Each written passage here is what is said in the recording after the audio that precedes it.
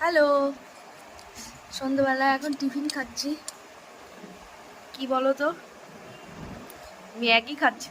ম্যাগিটা একদম দেখো ভাত হয়ে গেছে, মানে গলে গেছে। ম্যাগিটা করতে গিয়ে গলে গেছে। হুম, ম্যাগি খেতে বাচ্চাদের সাথে বেশ ভালোই লাগে, খুব একটা খারাপ লাগে না। হুম হুম হুম।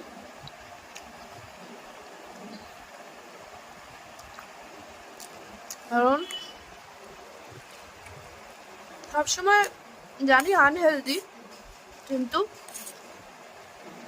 মাঝে মধ্যে খাবার যেতেই পারে। আর মুড়ি না আর ভালো লাগছে না, সেই জন্য। হুম, সেই জন্য ভাবলাম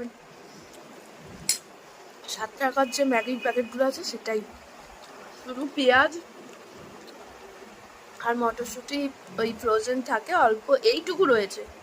এবছর করতেও পারিনি, তো ওইটা দিয়ে করেছি। এরকম গলে গেছে পুরো।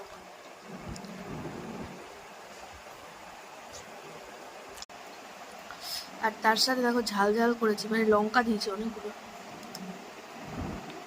হুম,